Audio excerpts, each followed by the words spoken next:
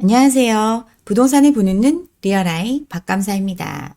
풍성한 한가위를 기대하기엔 체감 경기가 매우 좋지 않습니다. 경기는 안 좋은데 집값은 다시 오르는 이상한 현상이 벌어지니까 사람들 믿을 건 집밖에 없다 이런 생각에 다시 집 사는 수요로 돌아섰습니다. 그렇지만 대출이 중단되면서 집 보러 오던 사람들 한순간에 사라졌고 거래는 급감하는 현상이 벌어지고 있습니다. 그래도 여전히 신고가 기사는 나오고 있죠. 외곽은 주춤하지만 강남권은 여전히 신고가를 찍고 있고 대출을 쪼이니까 똘똘한 한 채로 사람들이 몰린다. 매물은 쌓여가고 있지만 사람들이 원하는 지역은 매물이 없어서 더 집값이 오른다. 양극화가 심해지고 있다라는 기사들 많이 나오고 있어요. 집값이 너무 오르고 금리도 높은 상황이다 보니까 거래는 사라지고 집값이 조정되는 과정 거쳤습니다. 그렇지만 정부가 대출을 장려한 결과 감당 불가의 대출 수요가 폭발을 했어요. PF 시장의 급한 불을 끄기 위해서 이미 한계 상황에 있는 가게한테 빚을 내주다가 다시 이런 상황이 왔습니다. 워낙 강남에 분양하는 물량이 많으니까 오를 곳은 더 오른다고 해야 PF가 성공적으로 끝날 수 있는 금액에 분양을 할 수 있으니 양극화를 더욱더 조장하고 있습니다. 강남 상구 마용성 소위 똘똘한 한 채만 거래된다는 기사가 도배하고 있어요. 도대체 돈이 없다고 하는데 어떻게 그 비싼 집을 샀을까요? 방법은 빚을 더 늘리는 것밖에 없었습니다. 초영끌의 시대가 왔죠. 강남집 빚내서 산 사람 24%가 10억 이상을 빌렸어요. 한 달에 100만 원씩 7년에서 8년을 모아야 1억을 모을 수 있는데 10억 이상 빌린 사람이 4명 중 1명입니다. 여기 기사의 예를 보면 사람들 빚 정말 두려워하지 않고 냈어요. 32세 김모 씨 19년 2월에 5억의 집을 사는데도 대출을 활용했습니다.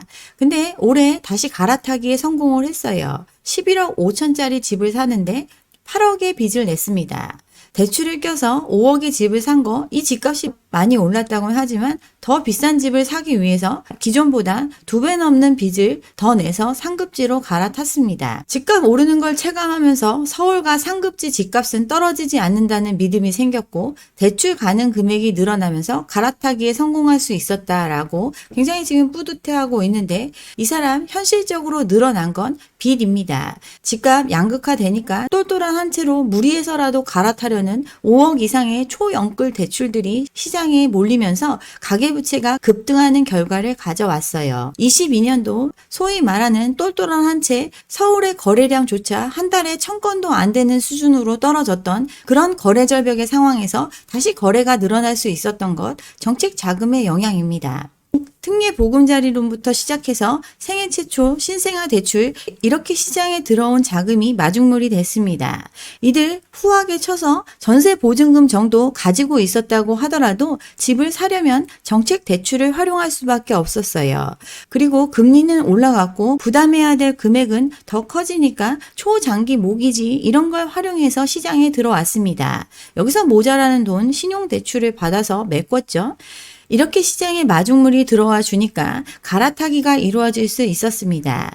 아까 기사에 나온 5억에 산 사람 더 비싸게 팔았겠죠. 그렇지만 그 사람이 상급지로 갈아타기 위해서는 더 많은 대출을 받지 않으면 불가능한 일입니다. 기존 주택 매각 차익 플러스 주담대 신용대출 이런 걸 활용해서 시장에 들어왔어요. 또 자기가 상급지에 들어갈 만큼의 자금이 없는 사람들은 타인의 자금, 즉 전세 보증금 이런 걸 활용했죠.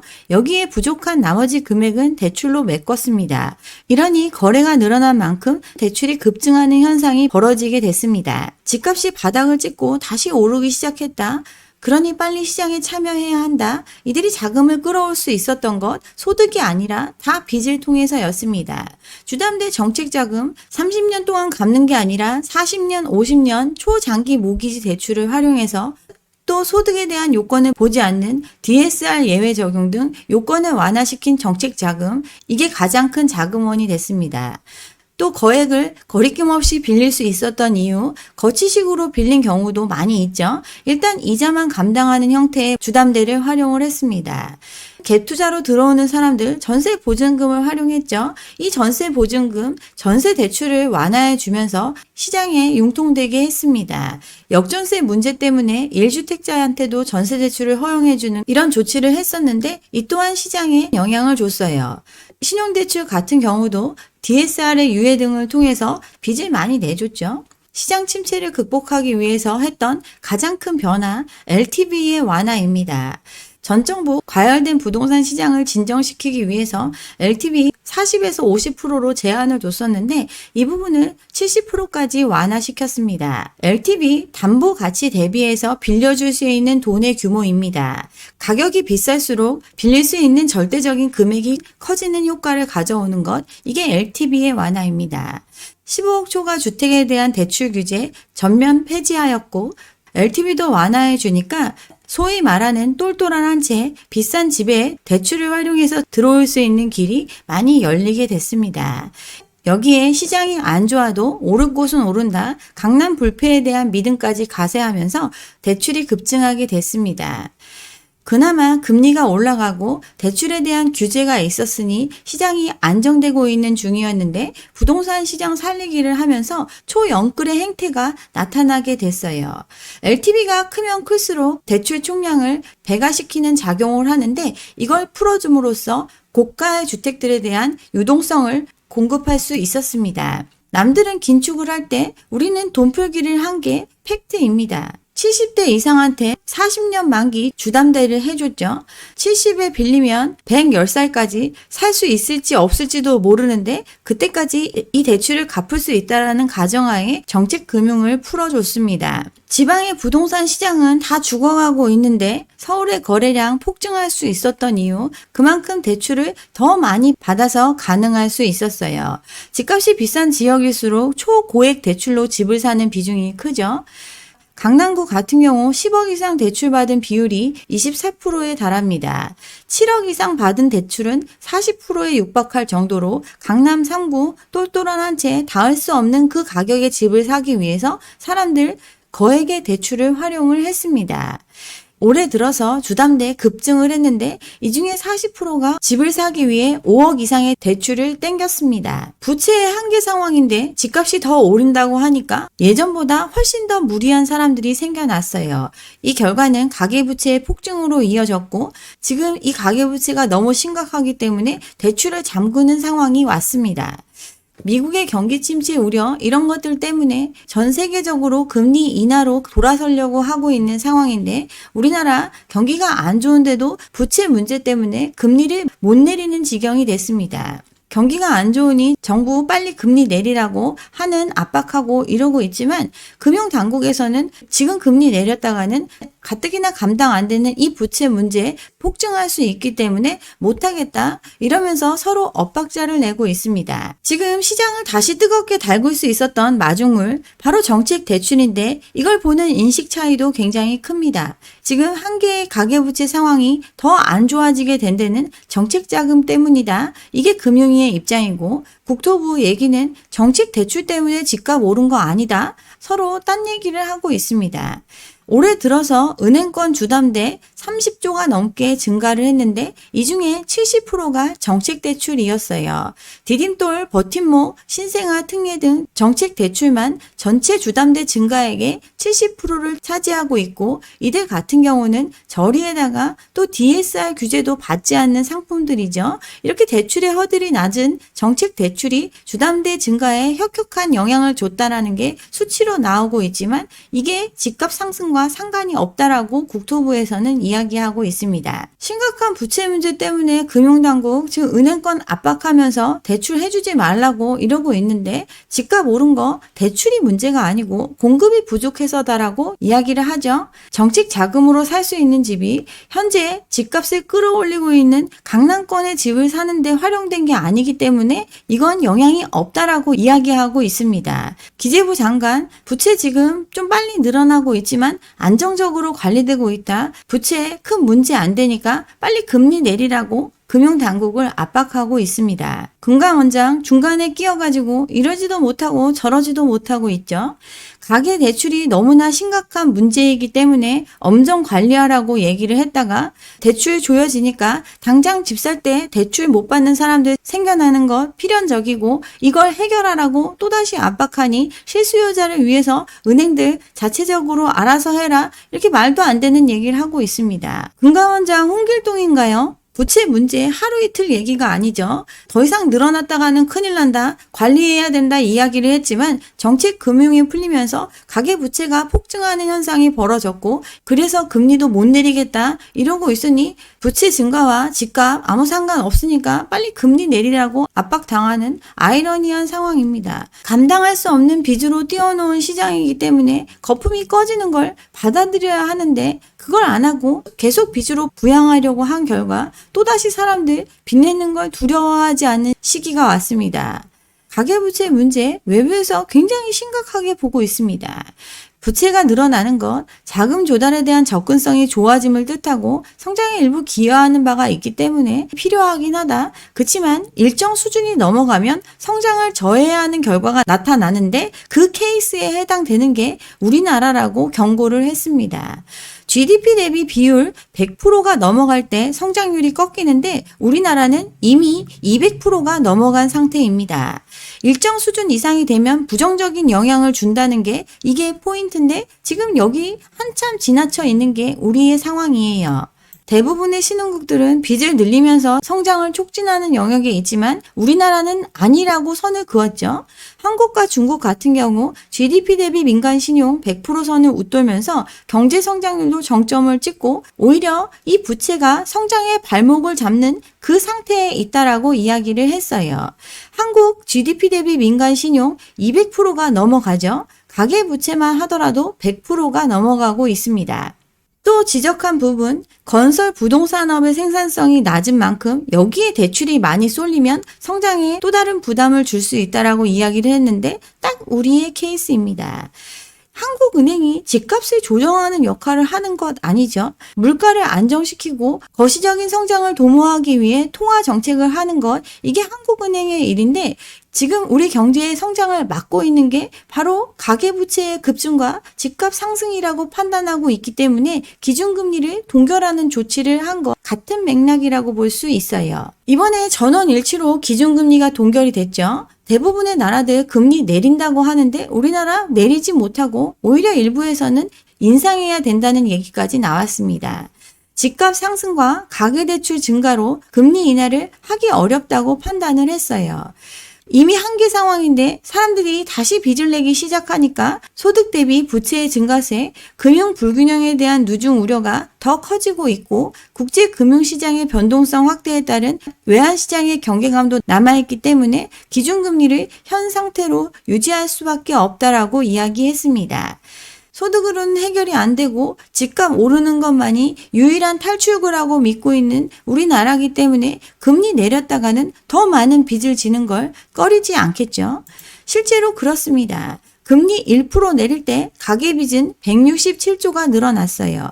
미국이 기준금리를 급격하게 올리는 시기 우리나라도 금리를 올렸죠. 금리를 3% 올린 2021년 이후에 가계부채 증가율은 마이너스로 돌아설 수 있었는데 다시 금리 인하에 대한 기대감이 커지면서 빚내는 수요 늘어나고 있습니다. 집값이 또 오른다고 하니까 더 빚의 양이 증가하고 있어요. 경기 침체가 우려되는 상황에서 한은 금리를 인하하고 싶습니다. 그렇지만 남들이 긴축을 할 때 돈을 풀어제낀 정책을 해왔기 때문에 이 부채 문제 또 집값 문제 때문에 금리를 내리지 못하고 있어요. 가계부채의 한계 상황에서 집값 부양을 위해 정부가 돈 풀기를 했으니까 정작 내려야 할 시기에 룸이 없으니 금리를 못 내리고 있습니다.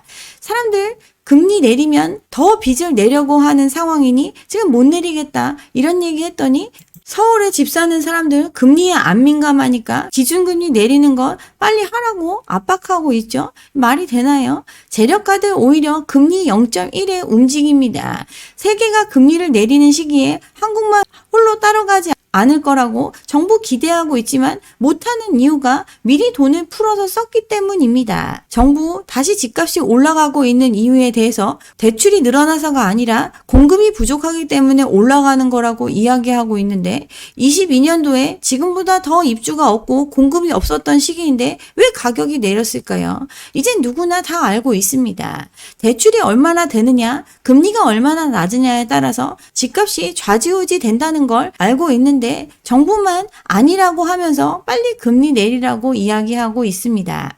세계적으로 금리 내리고 있죠. 유럽 같은 경우 정책 금리를 추가 인하했습니다. 경기가 침체되고 있기 때문에 금리를 내리는 거죠. 다른 나라들 금리를 내릴 수 있는 이유 여력이 있기 때문입니다. 고금리의 시간 거의 비슷합니다. 이 기간 동안 우리나라는 주담대가 급증을 했지만 유럽은 주담대 증가율 0%입니다. 10년 만에 최저치를 기록했어요. 고금리로 인해서 주담대 증가율이 2014년 금융위기 이후죠. 이때 이후로 가장 낮은 수준의 주담대 증가율을 보였어요. 부실채권 같은 경우도 2013년 8.4%에 비해서 2%대 훨씬 낮은 수준을 유지하고 있습니다. 그러니 금리를 낮추고 경기 침체를 극복하기 위한 조치 할 수 있습니다. 우리나라 어떻죠? 고금리 상황에서도 정책 금리를 통해서 금리를 인위적으로 낮춰주고 또 부채의 한계 상황인데 오히려 대출을 장려하는 정책을 했죠. 그만큼 대출이 급증을 했습니다. 아무 위기가 발생하지 않았는데 IMF 때보다 금융위기 때보다 더 많은 부실채권 비율을 보이고 연체는 증가하는 등 금융시장의 위험 시그널이 여기저기서 나타나고 있습니다. 이런 상태에서 금리를 내릴 수가 없으니 금리를 동결하는 조치를 할 수밖에 없는 룸이 없는 상태에 처해 있습니다. 가계비 감당 불가 수준이기 때문에 줄여야 된다 얘기했지만 작년에 풀린 정책 금융만 80조에 달합니다.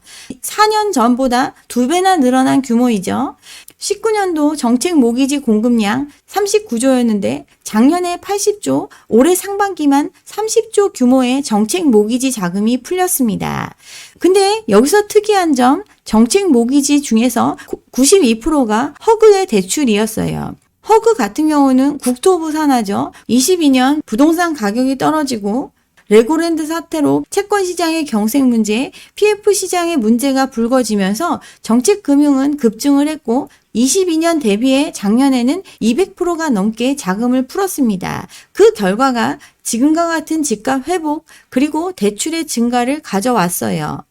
국토부발 모기지 위주로 풀린 거죠. 부채를 관리하기 위해 도입된 DSR 미적용되고 고금리의 상황, 이 시장금리의 영향을 덜 받는 저금리의 정책금융을 통해서 가계대출에 불을 붙였습니다.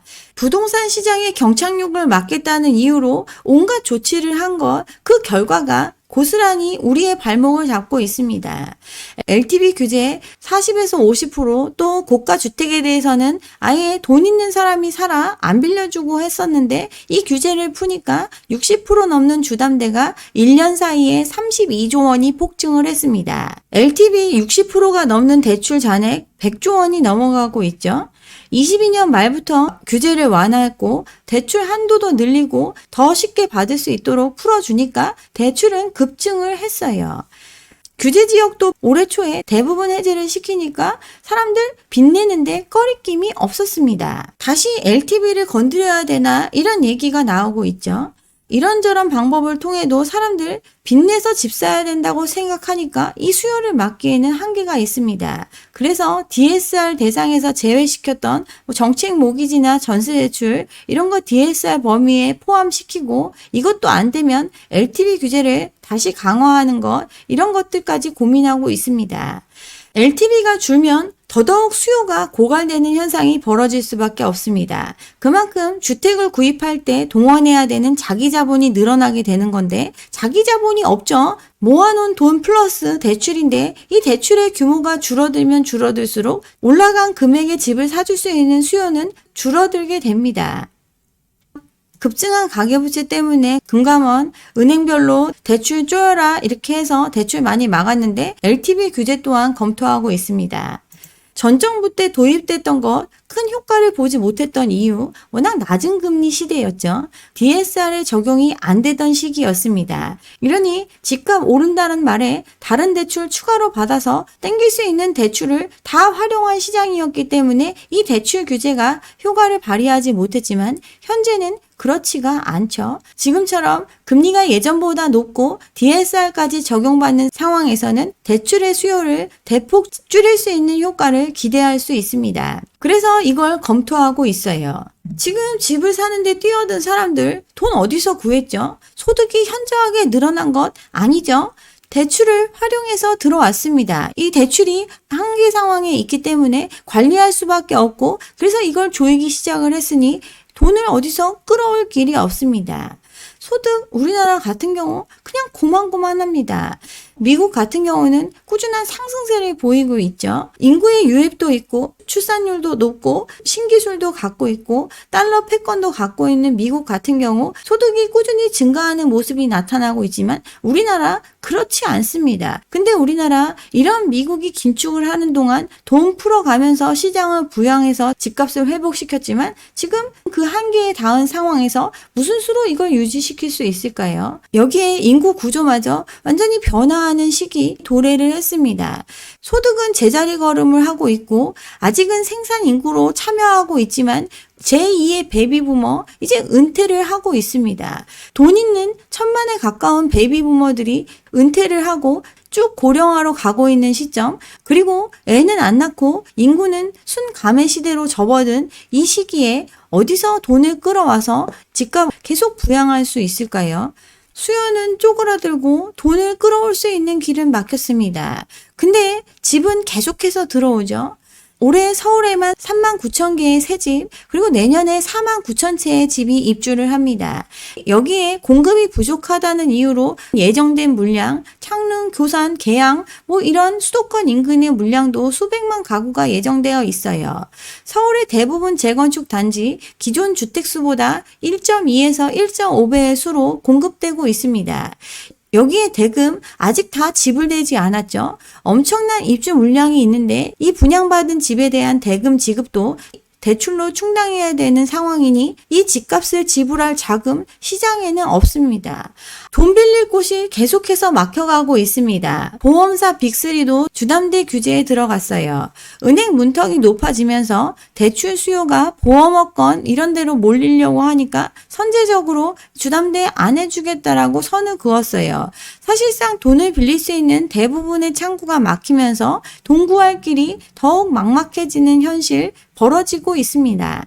주담대 막히니까 신용대출이 폭증을 했죠. 사흘 사이에 5천억이 늘어났습니다. 신용대출에 대한 규제도 확산되고 있어요. 이제 연소득까지만 빌려주고 합산해서 빌려주고 이렇게 대출 조이기가 계속되고 있습니다. 그러니 당장 돈 필요한 곳들 아우성치고 있죠. 그 대표적인 예가 둔촌주공입니다. 입주를 코앞에 두고 있는데 아비규환 상태입니다. 대부분의 1금융권 신규 주택에 대한 전세대출을 제한했습니다. 이 얘기 분양 대금을 전세금으로 치르려고 했던 계획이 틀어짐을 뜻하죠. 잔금 못 내고 집 난리라는 얘기냐? 지금 분통 터뜨리고 있지만 이 단지가 필요로 하는 자금만 해도 2조 원대입니다. 가계부채 관리를 해야 하는 입장에서 한 단지에 2조 원의 대출 쏟아냈다가 내년에 대출 총량 규제로 페널티 먹고 이런 것들이 있으니까 대출 제한 조치 들어가고 있습니다. 둔촌주공 너무 유명하죠. 미분양 났고 이 분양 물량을 소화시키기 위해서 그 각종 대출 규제를 풀어줬던 그 이유가 됐던 단지입니다. 여기 분양받은 사람들 투자 목적으로 시장에 참여했죠. 전매 제한 풀리고 실거주 유예해주고 입주 때 잔금은 전세로 치를 수 있다. 이런 얘기로 계약금 20%만 마련해서 들어온 사람들이 분양받아줘서 이 물량을 털어냈던 단지입니다. 수분양자들 계약금 20% 냈고 지난달까지 중도금 대출 받아서 나머지 대금을 냈습니다. 이제 입주하려면 모든 분양 대금을 완납해야 합니다. 8사짜리 분양가 13억인데 계약금 20%만 내고 다 대출로 떼었다면 입주 시점에 나머지 11억 원을 마련해야 하죠. 이걸 전세금으로 메꾸려고 했는데 이게 막히니까 지금 아비규환이 됐습니다. 전세 대출이 막히면 5억 원 정도의 자금을 추가로 조달해야 되는데 이거 마련하는 것 대출 말고는 방법이 없으니 지금 아우성들 치고 있어요. 아직 대출이 막히지 않은 은행 알아보고 이금융권 대출 준비하고 하루라도 먼저 세입자 구하려고 9억 10억에 내놨던 전세 6억으로 내렸지만 매물이 1,600건에 육박할 정도로 세입자 찾기가 어려운 게 현실입니다. 가계부채 관리, 은행권 당면한 과제고 당장 줄이지 않으면 내년에 페널티 먹는 상황이니 이거 정책적으로 완화시키기도 어려운 상태입니다. 둔촌만 입주하는 게 아닙니다. 올해 약 4만 가구, 내년에 5만 가구 입주가 예정되어 있어요.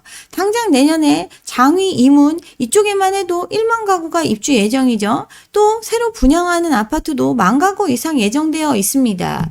이미 진행되고 있는 수많은 사업장들 다 빚으로 하고 있고 이거의 조합원들, 이거 분양받은 사람들 또한 대출 받아가지고 이 대금을 지급해야 합니다. 둔촌주공 하나만 막으면 이 상황이 끝나는 게 아니라고 누누이 말씀드렸던 이유가 여기에 있죠. 둔촌주공과 비슷하게 장위 4구역도 지금 공사 중단 초읽기에 들어갔습니다. GS에서 공사중지 예고 현수막을 부착을 시켰는데 이유는 공사비 협상이 안 된 거죠. 설계 지연으로 인해서 입주 준공 이거 계획과 달라지고 있고 시간이 늘어지면 늘어질수록 공사비 더 들어가니까 증액해달라 조합에 요청했지만 조합에서 돈 더 못 낸다 이렇게 싸우다가 끝내 공사중지 상황까지 가고 있습니다. 시중에 돈을 필요로 하는 곳이 너무나 많이 있습니다. 근데 돈을 더 이상 빌려줄 수 없기에 대출이 조여지고 있어요.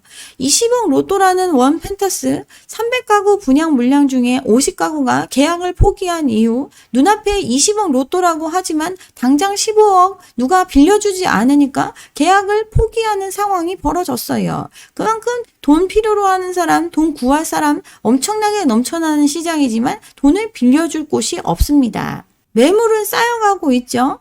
서울 아파트 매물 8만 건이 넘어갑니다. 집값이 올라간다고 하면 사람들 매물 걷어들이기도 하고 매물이 소진되기도 하니까 좀 줄어드는데 다시 대출 쪼인다고 하고 사줄 사람이 없어지니 매물을 쏟아내고 다시 매물량이 늘어나고 있습니다. 그동안 집 살 사람 엄청 많은 것처럼 들떠가지고 막 이랬었는데 매수 문의가 뚝 끊기고 집 못 팔까봐 불안함에 떨고 있습니다. 영끌이 한참이던 시기에 재건축 이슈도 있고 비교적 저가로 접근할 수 있었던 지역들, 노동항에 수많은 영끌들이 들어갔습니다. 여기 아직도 가격 회복하지 못하고 이 빚에 시달리는 사람들 눈물을 흘리고 있어요. 근데 지금 정책금융 80조 풀어가면서 부양한 시장에 똘똘한 한 채 이것만이 살 길이다. 마용성 강남 3구에 초영끌로 들어간 사람들이 생겨난 상황입니다. 1, 2억 빌려가지고 눈물 흘리는 사람, 이들의 눈물도 아직 마르지 않았는데 7억, 10억씩 빌려가지고 이게 마지막 기회다라고 해서 뛰어든 사람들, 이들의 눈물, 이들의 고통의 크기는 훨씬 더 심각하다고 볼 수 있습니다. 10년 사이 약 2배, 3배 올랐다고 했는데 이 올라간 거 소득이 늘어난 것 대비해서 부채의 증가가 훨씬 더 컸기 때문에 이루어진 겁니다. 결국 부채로 쌓아 올린 버블인데 이 부채 더 이상 늘릴 수 없고 오히려 줄여야만 하는 이 시점에 계속해서 집값이 오를 거다라고 우리 자신할 수 있을까요? 그리고 사람들이 초영끌을 서슴없이 할 수 있었던 이유 계속해서 신고가를 찍는 강남의 아파트들 때문이었죠. 강남의 아파트 여기 되게 유명한 데죠. 6월 거래 건수 중에서 등기된 거 꼴랑 한 건입니다. 6월 거래됐으면 지금 2, 3개월 지냈으니까 거의 대부분 등기로 이어져야 되는데 그렇지 않은 매물이 대부분입니다.